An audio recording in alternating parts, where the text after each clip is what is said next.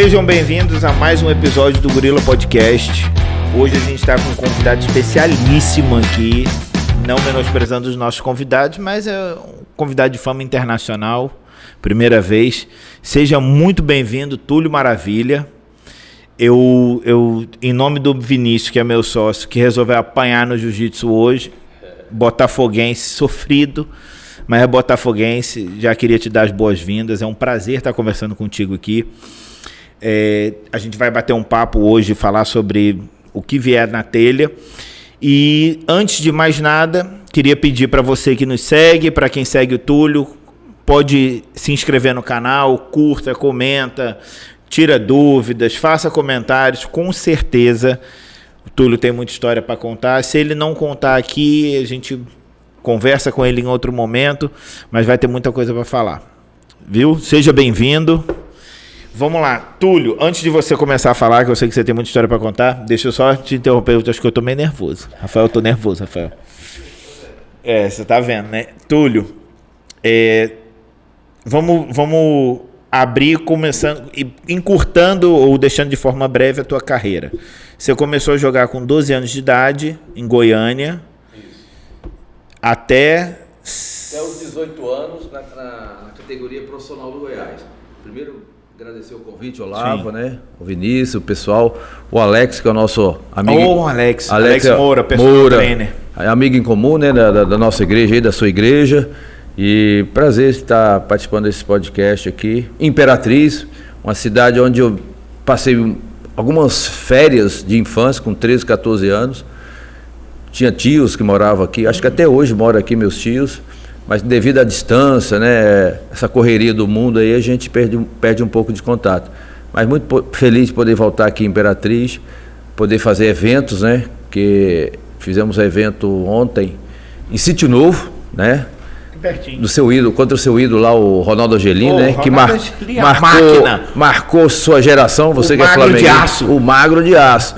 Aí fizemos um evento bacana lá, solidário, foi muito show de bola, a torcida da região foi todo lá abraçar, e a gente vê nessa garotada toda animada, querendo conhecer jogadores de futebol raiz, né, do passado, Ronaldo Angelim, eu, tantos outros, e tinha torcedor de tudo quanto é time, né, Vasco, Flamengo, Fluminense, Corinthians, Palmeiras. Então eu costumo dizer que o Túlio Maravilha não é do Botafogo, o Túlio Maravilha é do Brasil. Com certeza. E aí isso é que a gente faz, me envolver hoje, né? Esse reconhecimento de norte a sul do nosso país. Pra você ter uma ideia, semana que vem eu já vou estar em Maceió, na outra final de semana estarei em Curitiba, justamente fazendo esse tipo de trabalho, né?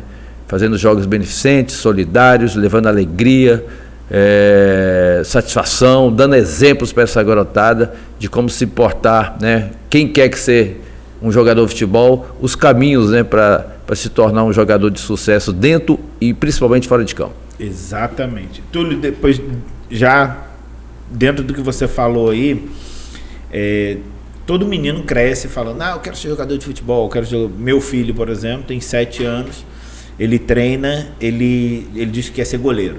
Treina tudo, assiste Tafarel, Neuer, Courtois, ele assiste todo mundo. Aí fica tentando imitar.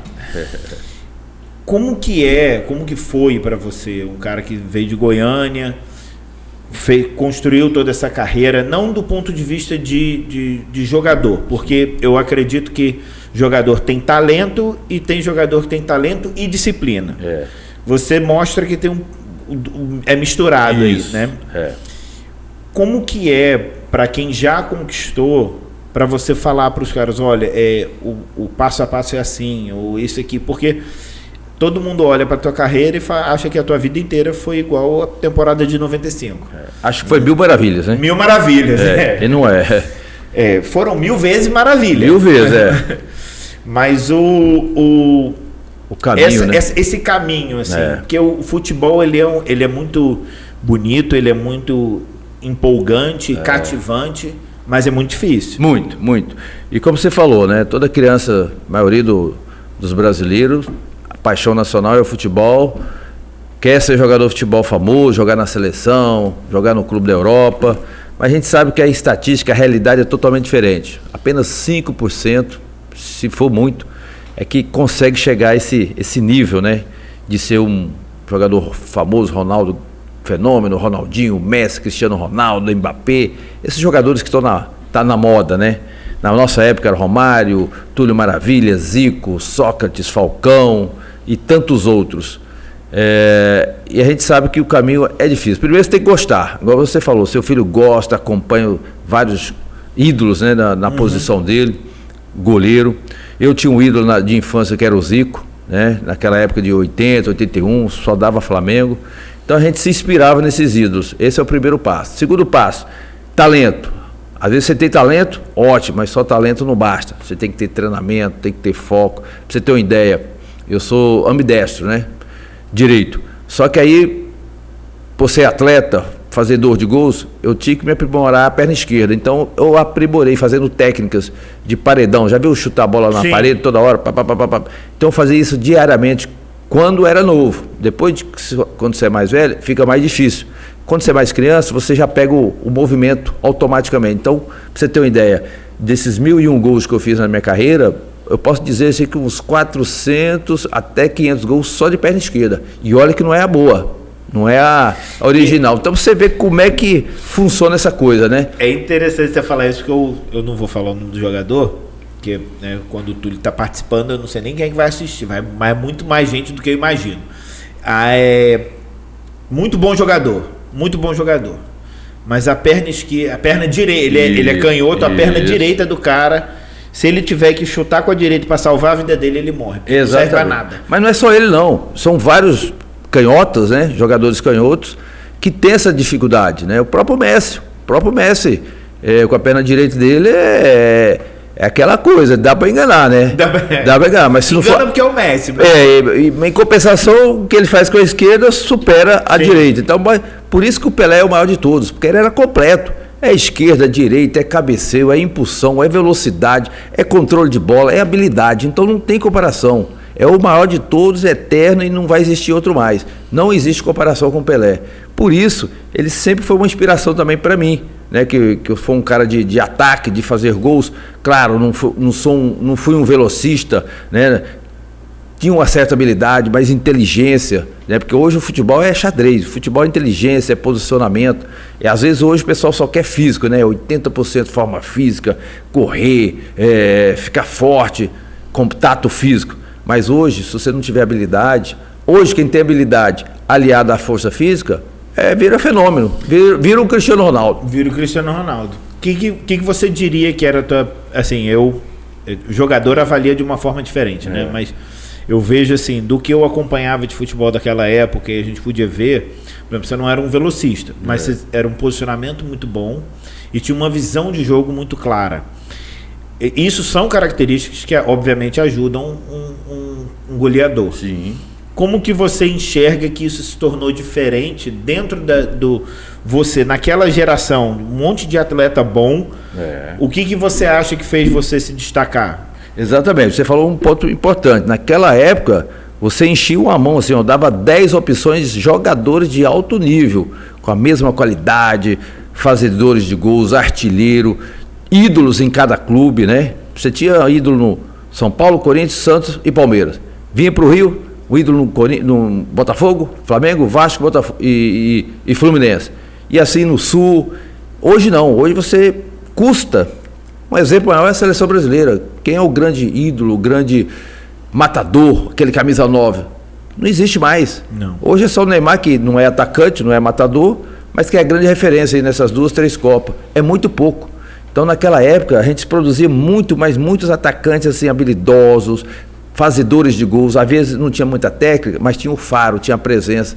E hoje a gente não tem. A gente conta no dedo aí, é o Cano, é o Pedro aí do Flamengo, o Gabigol altos e baixos, né? Não é aquele matador. E o Gabigol não é um cara, por exemplo, ele não é um atacante. Se você botar ele no mano a mano, ele não tem essa habilidade. Exato. Mas ele é excelente posicionamento. Eu como flamenguista, né, o Gabigol não pipoca. Não. Que é uma característica excepcional para jogador de futebol. Exatamente. Então, quer dizer, isso naquela época que você falou, né, nos anos 90 até os anos 2000. Então, hoje, o futebol, infelizmente, essa parte técnica deixou muito de lado. Isso deve muito à divisão de base, porque hoje pega um moleque, ele começa a se destacar, o que eles fazem? eles não fazem treino específico, eles não fazem... Eu fazia treino específico para cabeceio, antecipação, cruzamento. A gente ficava 1 hora depois do treino. Só fundamento. Hoje em dia, a molecada só está preocupada em Instagram, de postar foto, fazer o treino, né, físico ali. Hoje não existe mais coletivo, é apenas aquele bobinho, aquelas rodinhas de bobinho, né? Então, porque hoje... Aquilo lá é bom só para aquecer mesmo. Exato, só aquecimento. Então hoje eles reclamam, tem muitos jogos, não dá para descansar. Mas, gente, na nossa época era a mesma coisa, jogava-se quarta, domingo.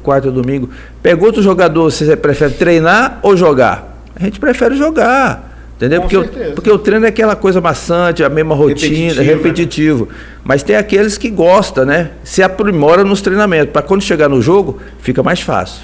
Quando você falou um negócio que eu achei interessante, os atletas hoje eles são muito focados nas redes sociais. Isso. Né? Só que eu vejo, meio paradoxal, por quê? Os caras estão muito focados na rede social e tem muita gente seguindo.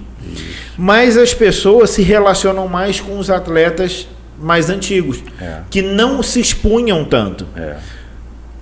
Ou seja, o cara tinha menos exposição, mas parecia que ele era mais gente como a gente. Isso. Entendeu? Entendi. Essa aproximação, né? O corpo a corpo, o calor humano. Pra você ter uma ideia, Olavo, na nossa época, não existiam essas redes sociais que existem hoje, terminava o treino, tinha uns 10 repórteres, um de cada rádio, um de cada televisão, né? Porque não tinha internet, essas coisas.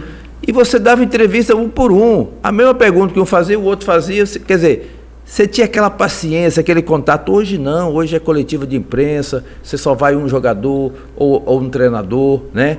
E tem tempo, é 5 minutos no máximo, 5 perguntas para cada um. Você vê como é que as coisas mudaram. E naquela época não era o futebol romântico, você batia papo, contava piada com os jornalistas, você até fazia amizade. E hoje não, hoje fica essa barreira, né? Entre a imprensa e os atletas e a comissão técnica.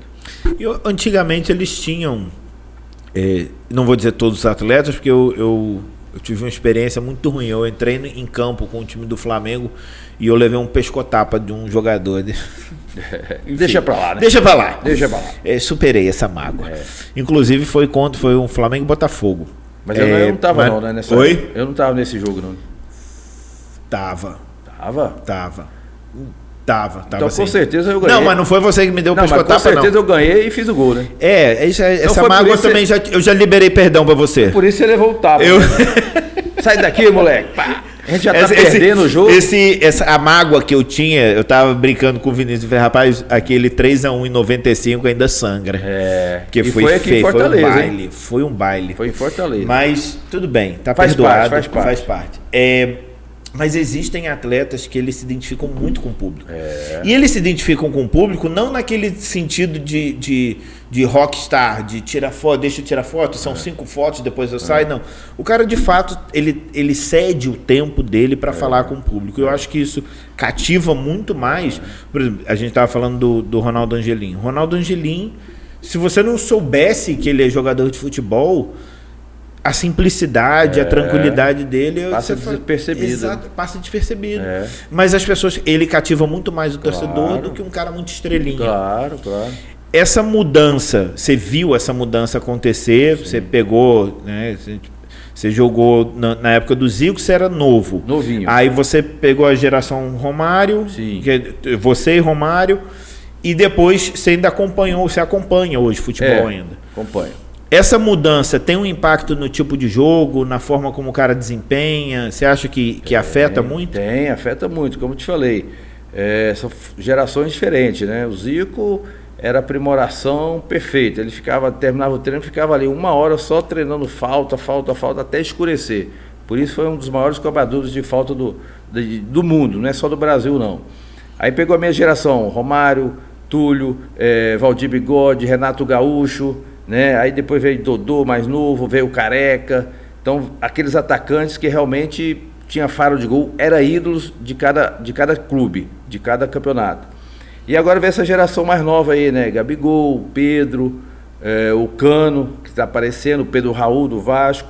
Então tem essa... E a internet, se o seu atleta souber usar a seu favor, ele tem tudo para ganhar. Ele abre um leque assim fundamental, mas tem jogadores que não estão preparados psicologicamente para lidar com as críticas, com os seguidores, né? Às vezes se volta muito, você não pode fazer uma piadinha, uma brincadeirinha de sadia, né, que eu fazia na nossa época. Hoje em dia você bloqueia o cara, você está incitando a violência, o próprio torcedor fica querer tomar as dores, sabe? E a tua época a torcida cobrava diferente. Diferente. Era mais pesado. Eu me lembro assim, as torcidas organizadas, elas tinham uma força muito grande dentro dos clubes. Tinha. E no Rio de Janeiro, principalmente, eu via isso muito de perto. O cara não tá indo bem, fechavam o CT, iam lá no clube, era um negócio... Sempre existiu a manifestação era muito mais pesada do que é hoje. Mas a diferença é que hoje eles atingem você pessoalmente, através da rede social. Sim. Ameaça você, sua família, seus filhos. Então isso tem vários exemplos de jogadores aí que, não, vou embora do Brasil porque aqui tá perigoso. Porque eles estão acostumados na cultura da Europa. Lá na Europa é uma maravilha, né? Você pode ficar 10 anos sem ganhar nada, que a torcida continua te aplaudindo. O treinador fica lá com o seu projeto. E aqui, infelizmente, o Brasil não tem essa cultura. Você pode ganhar tudo uma temporada. Chega na próxima, você já começa a levar 3, 4 cacetadas, não ganha nada, seu trabalho já é questionado. Tem vários exemplos aí atuais. Então, verdade. Infelizmente, a cultura... E a torcida não colabora, a torcida quer resultado, aí já começa a pressionar, ameaçar jogador, virar carro de jogador. A diretoria, entre aspas, é passiva, né? Às vezes até, mano, vai lá mesmo, pressiona, porque a gente não está dando conta de pressionar aqui, é só com a torcida mesmo. Joga na cova pra ver se exatamente. Então a gente sabe que o futebol tem todas essas artimanhas. Como que você falou a questão do trabalho mental dos jogadores e... um exemplo para mim, né, como flamenguista, que eu vi muito de perto, assim, acompanhei gosto muito do cara, que foi o Adriano. O Adriano, eu acho que a pressão, as pessoas falam, pô, mas o Adriano, ele fez isso, ele fez aquilo. Eu falei, pô, você tira um cara de 19 anos da Vila Cruzeiro, isso. Aí de repente ele vai morar na Itália, e 2 anos depois... O cara foi criado na favela. 2 anos depois ele é chamado de imperador na Europa. Essas coisas mexem muito com a mentalidade do jogador.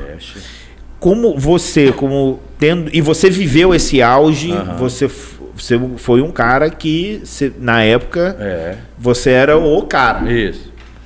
Como que é essa transição, assim, pô, tô indo, minha carreira tá no fim, eu vou me aposentar do futebol... Como que é uma coisa que eu acho que não senta um atleta para preparar ele para isso? Como que foi para você? Então, eu tive a sorte, a felicidade de ter os pais que me educaram muito bem. Não passei fome, também não fiquei no luxo, na riqueza, sempre com aquela classe média, né? Tranquila, nunca faltou nada. Meus pais sempre me deram a oportunidade de estudar.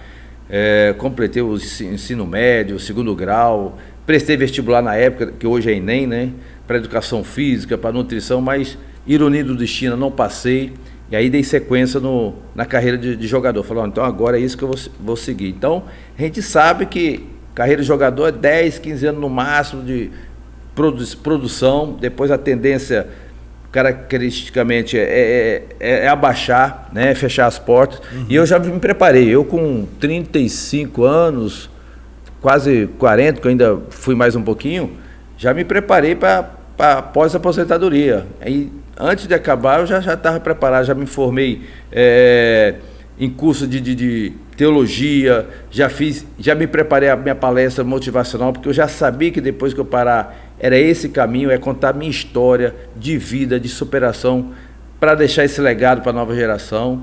Então, hoje em dia, igual você falou, o caso do Adriano, veio da Vila Cruzeiro, se tornou imperador, aí acabou se iludindo, não teve a cabeça, não teve a estrutura para poder se preparar após a aposentadoria. Então, são raros os jogadores que conseguem, depois que aposenta, né, ter uma vida estável, se manter na mídia, se manter útil, né, para a sociedade e principalmente para essa garotada que não viu a gente jogar.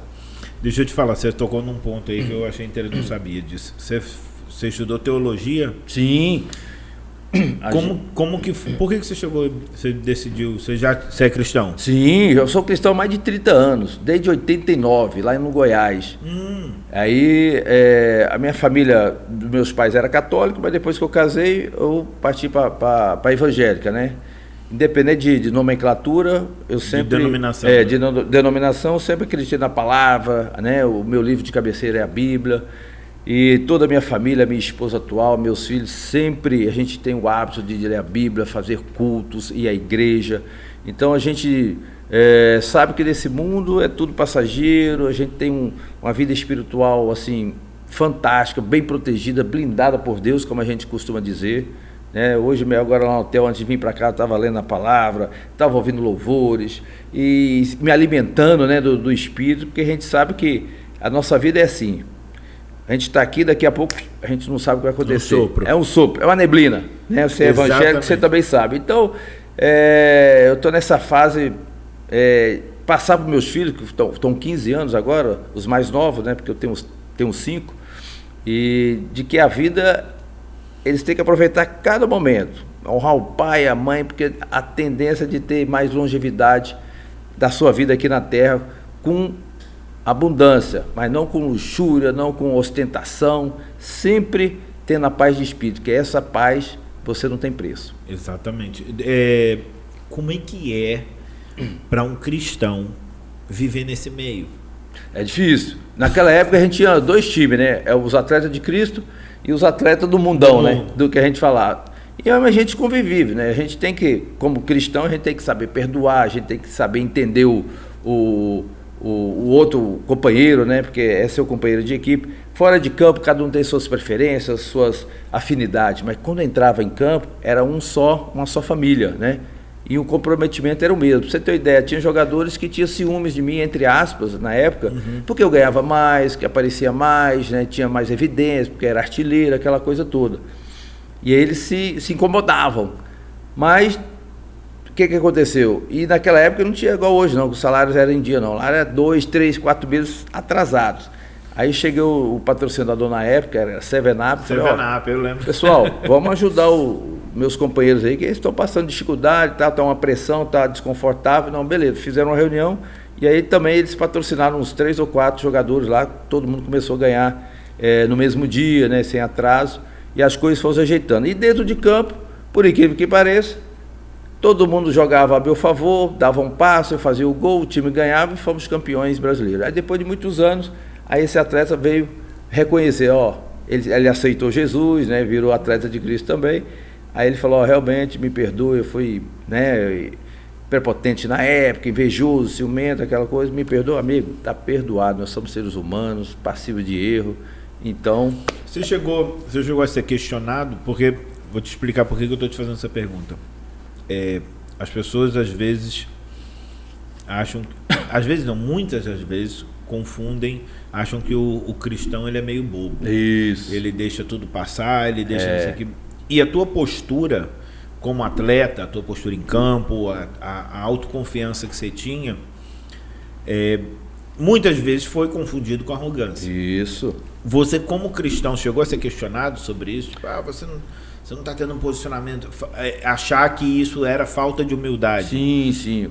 Não, para quem me conhecia, achava normal, porque não, o Túlio faz isso, é como um personagem, Túlio Maravilha, uma irreverência sadia, aquelas provocações para motivar o time, né? Porque primeiro que eu confiava em Deus. E o futebol precisa disso. Exatamente, eu falava assim, vou fazer 1, 2 gols, vou ser artilheiro do campeonato, mas não é porque eu era arrogante, que eu era, esse cara é marrento, não. Primeiro que eu confiava em Deus, e Deus diz, você tem que ter o melhor aqui nessa terra, tem que ter vida em abundância, e tem que ter aquela ambição profissional, não é aquela ambição de querer o que o outro tem, não, aquela ambição profissional de ser o melhor, de conseguir... É ambição, não é ganância. Isso, conseguir o objetivo, ser o melhor, porque competir, todo mundo vai competir, mas só um vai ganhar, né? Todos querem ser campeões, mas só um vai ser, né? Então a gente passava isso, e alguns que não estavam preparados, né, intelectualmente, achava que aquilo lá era arrogância, menosprezo, falta de modéstia. Mas para quem me conhecia sabia que era do bem, que era, né, uma provocação sadia e ao mesmo tempo motivava. Pô, se o Túlio está falando isso, então vamos acreditar. Por quê? É o nosso time, é o nosso goleador, é o nosso atacante. E se ele acredita, vamos acreditar. Então vamos junto.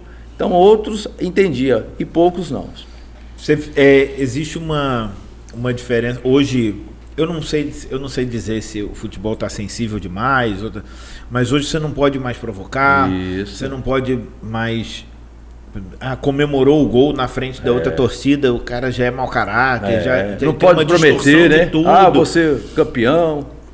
Você acha que isso afeta... Isso afeta bastante a torcida, eu sei disso. Mas você acha que isso afeta a performance do próprio atleta?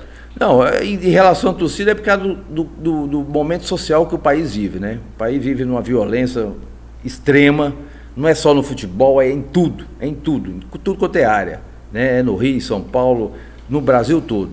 Então esse reflexo da impunidade, de que tudo que você faz...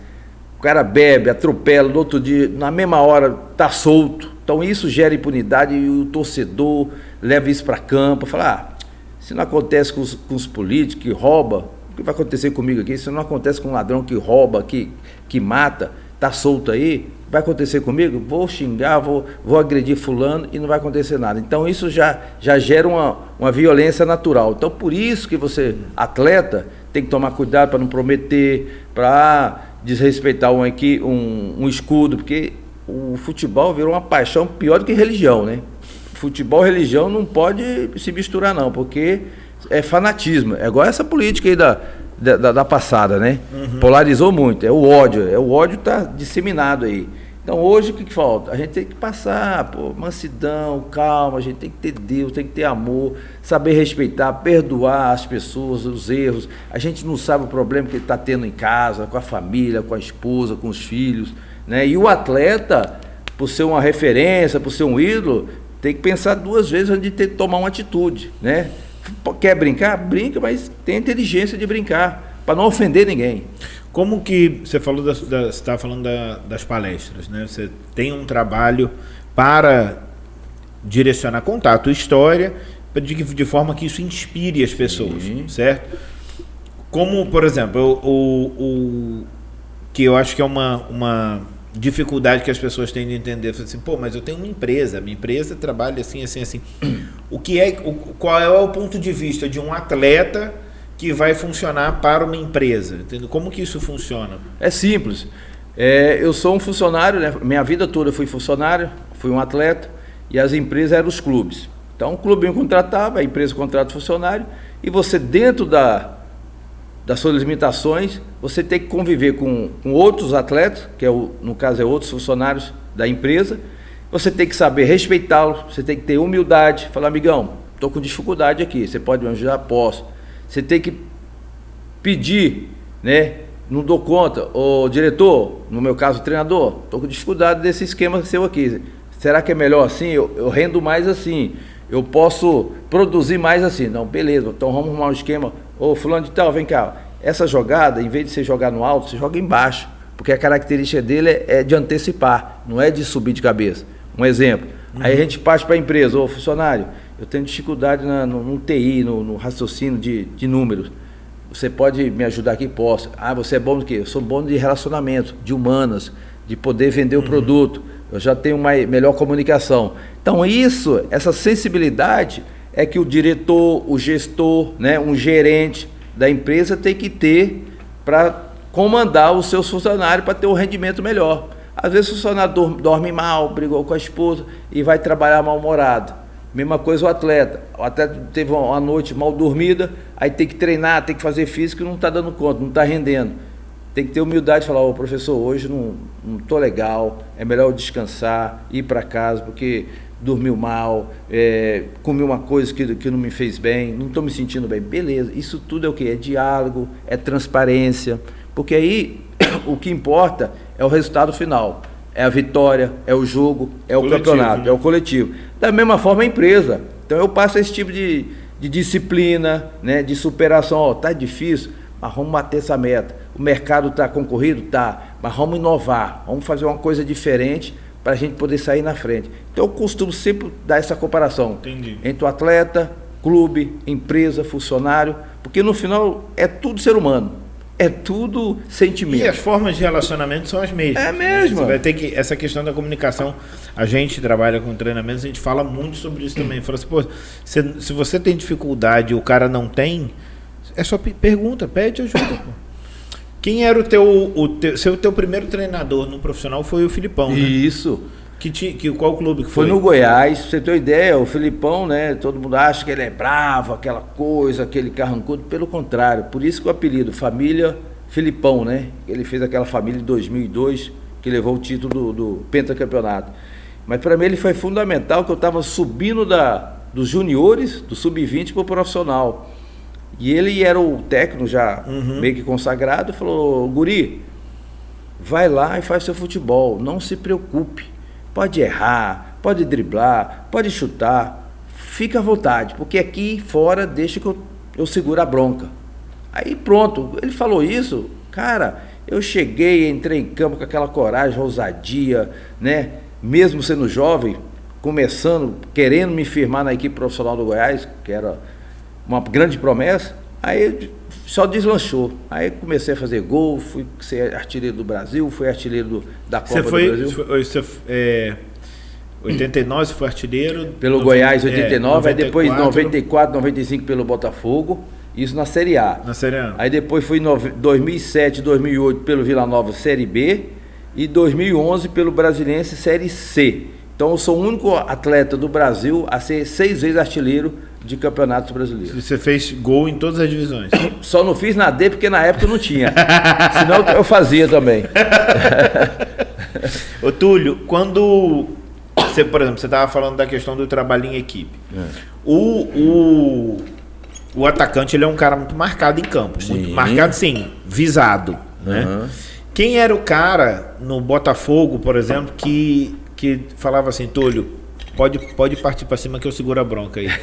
se alguém for para cima de você, deixa que eu resolvo. Ah, não, tinha muito, né? O próprio, a gente tinha um xerifão, o Gotardo, na época, em 95, que era o apelido de xerifão. Era o que eu tava pensando nele. Que ele chegava mesmo, né? Tinha o Gonçalves, que era mais técnico e tal, e o Gotardo, que era o xerifão. Falei, pode ir para cima, que aqui eu garanto. Tanto é que em 95, o Giovani, que era o craque do Santos na época, que desequilibrava, ele ficou encarregado de marcar o Giovani. Tanto é que o Giovani não fez praticamente nada, porque ele ficava em cima. E aí falou, Túlio, vai para cima que aqui atrás a gente garante. Faz o seu lá. Se você fizer aqui não passa nada. Porque eu sei que óbvio que lá dentro é diferente, mas a gente tem essa impressão de que quando o time tem um zagueiro que segura a bronca, o atacante acaba tendo até mais liberdade. Claro. Porque os caras ficam com medo de pegar pesado com o atacante, senão... Exatamente. O xerifão do outro lado vai... Exatamente. Chumbo trocado, né? Se começar a dar pancada em mim e o outro jogador lá, o nosso zagueiro também ia resolver da mesma moeda, né? Pau que dá em Chico, dá em Francisco, né?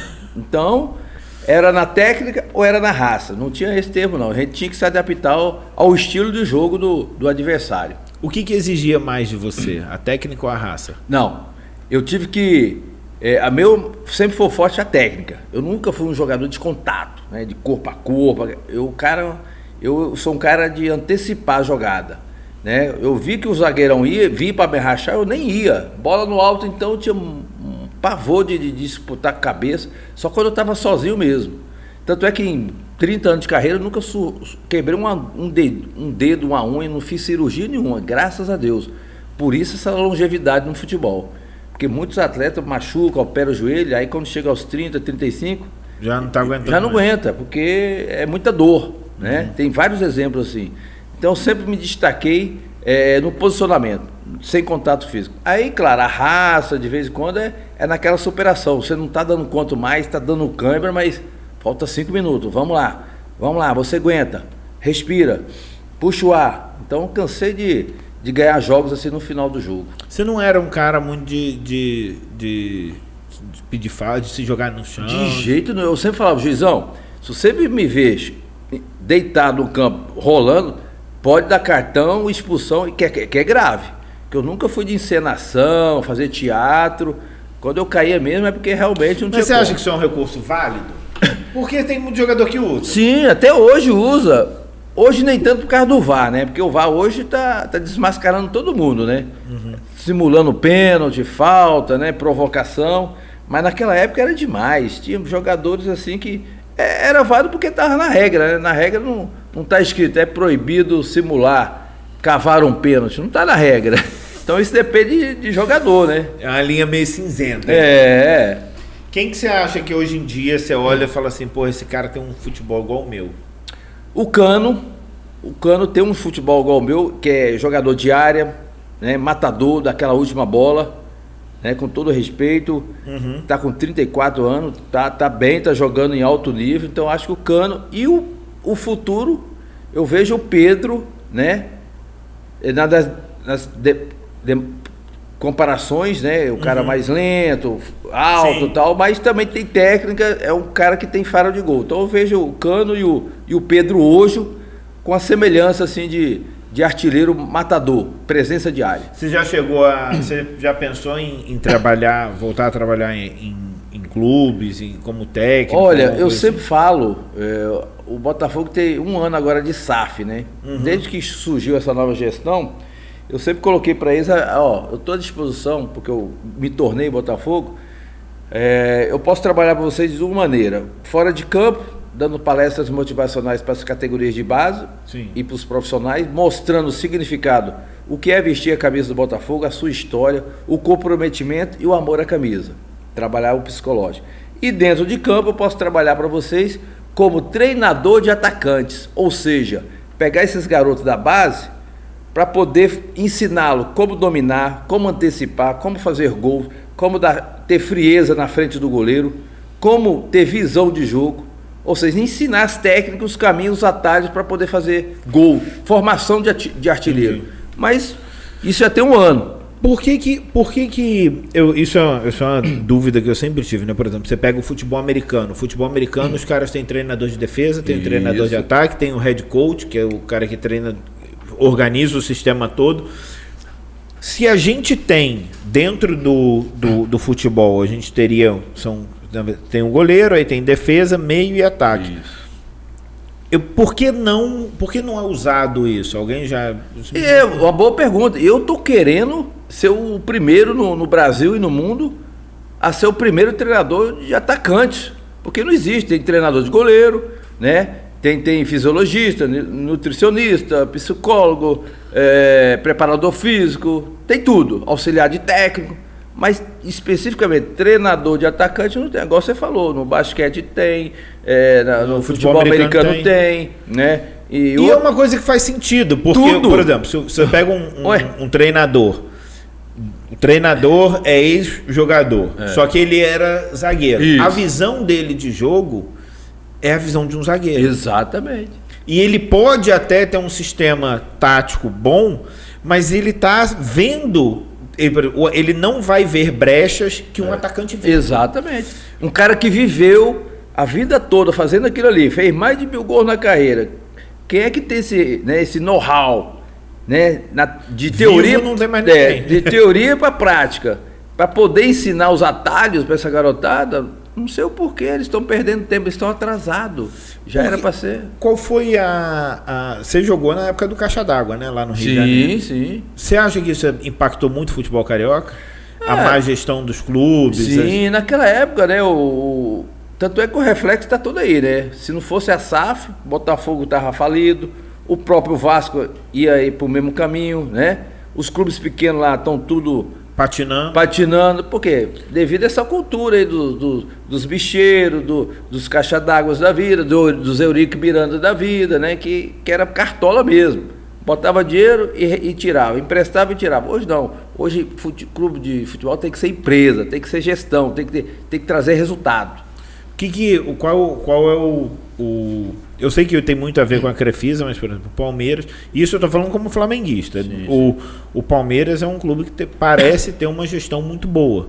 Até porque eles interferem pouco no futebol.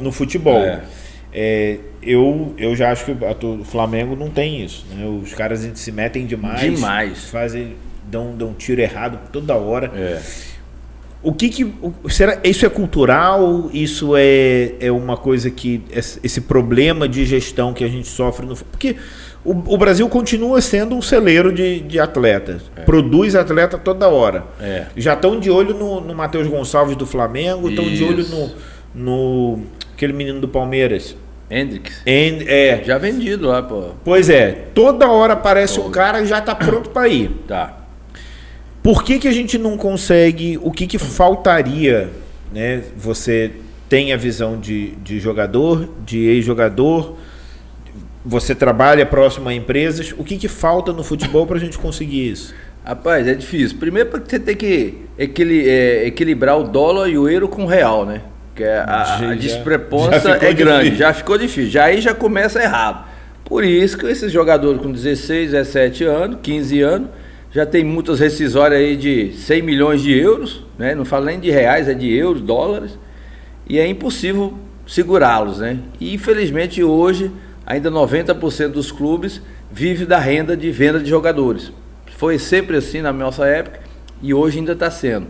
Pouquíssimos... Ele depende de vender o jogador para fazer caixa. Exatamente. Até o mesmo Flamengo. Se não é o Vinícius Júnior lá que foi vendido para o Real Madrid, não ia montar esse time que tem hoje, né? Vamos ser realistas. Então, infelizmente, é a cultura, né? Não tem como você equilibrar hoje o futebol brasileiro com o futebol europeu. Ainda mais agora com a Arábia, China. Aí que vem a briga é desigual, né? Então já começa por aí. E depois é a mentalidade mesmo profissional, né? Você de manter um ídolo jovem. Na nossa época eu ficava 5 anos no clube para me tornar ídolo, para ser campeão, para ser artilheiro, para poder ser vendido. Hoje não. Hoje um atleta com 2 meses, 3 jogos, faz um gol, faz 3 jogos maravilhosos, tum. O cara não ganhou nada ainda. Não ganhou nada, não deu um chute e já tá vendido a milhões de euros para a Europa. Aí fica difícil. O Túlio, eu não sei exatamente quanto tempo tá, mas eu já tá acabando. O Rafael mostrou o tempo ali. Eu queria tirar uma dúvida contigo, que foi o que mais...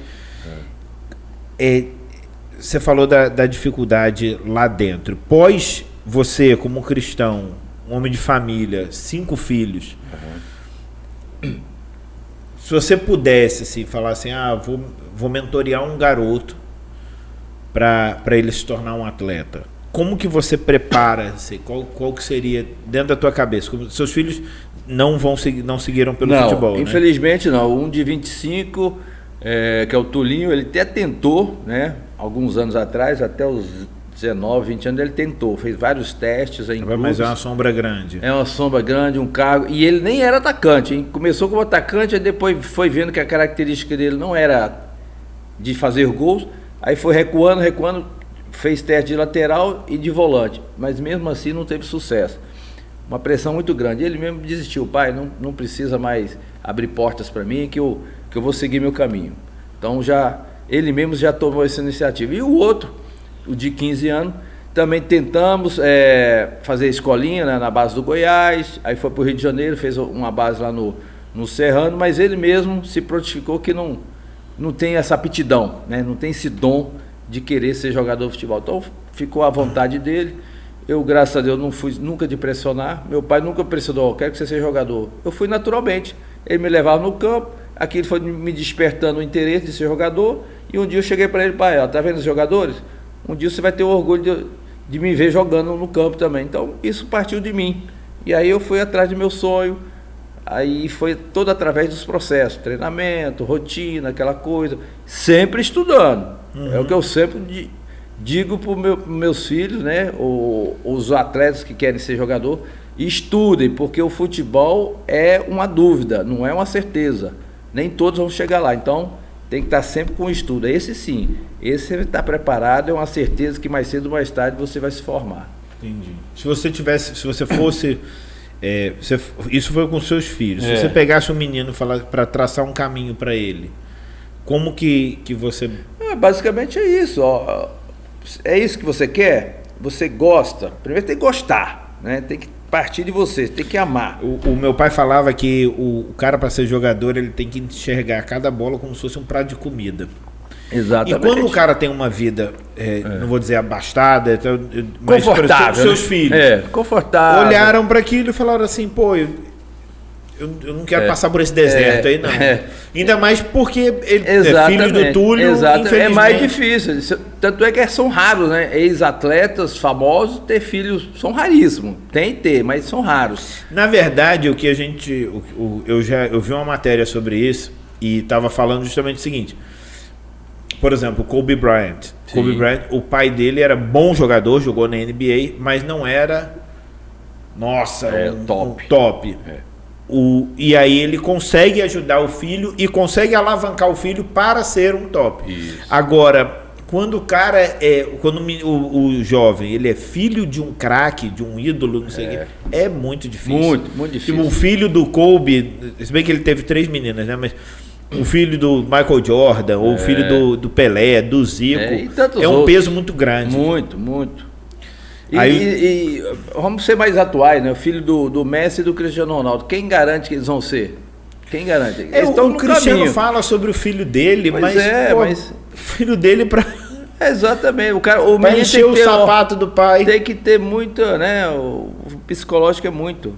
Galera, eu sou muito grato aqui por esse tempo que você nos concedeu. A conversa tá ótima com o Túlio Maravilha, mas ele tem uma agenda a cumprir. E hoje mesmo você já volta, Já volto hoje pro Rio, semana que vem. Se bobear, já volta e já tem compromisso quando voltar. Mas ó... Tem, que a tua esposa tá te esperando. Sim, tem compromisso hoje em casa, né? Vou chegar tarde, senão se eu chegasse mais cedo ia dar tempo de ir pra igreja. Mas como eu vou chegar 10 horas, 10 e meia, vamos deixar pra semana. Eu te agradeço muito e a gente pede pro convidado sempre deixar uma mensagem final pra galera que tá assistindo. Sim. Tá? E você já encerra, mas antes de passar para o Túlio, de novo, gente, quem estiver assistindo, quem não conhece a Gorila, pode mandar mensagem perguntando, pode tirar suas dúvidas, siga a gente, se inscreva no canal, comente, compartilhe, fale para outras pessoas. O Túlio é um atleta com muito a oferecer ainda, que ainda é um atleta, se mantém em atividade. Aposentado, mas em atividade. E não deixa as pernas abertas não, senão leva a caneta. É isso aí. Mas é isso. Então siga, comente, compartilha. Túlio, para fechar. Bom, agradecer pelo convite e dizer a todos vocês aí que querem em busca de sonho, qualquer que seja ele, grande, pequeno, médio, impossível, aquele que tem Deus no coração, crê na palavra, que tem uma fé interior acima de todas as coisas, você consegue. No seu tempo, na sua hora. Agora você tem que ter perseverança, porque não é fácil não. Na vida tenha bom ânimo, porque Jesus venceu o mundo. Então imagina, nada é de graça não, e você não vai viver mil maravilhas não. Você tem que sofrer, tem que ter um processo para depois a recompensa ser satisfatória. Então esse é meu recado, né? Estou com 53 anos, já passei de tudo nessa vida, sou realizado como atleta profissional. Sou palestrante motivacional, dou clínicas de futebol, quero ajudar aí os clubes, né? Se o Botafogo não quiser, pode ser qualquer outro clube, a ensinar essa garotada como fazer gol, que não é fácil fazer um gol não, gente, imagina 1000, são pouquíssimos. Então, aproveitem, se liguem aí, visionários, empreendedores que querem ter sucesso aí nas suas carreiras profissionais e pessoal. Então, viva a vida, Deus abençoe e muito obrigado. Valeu!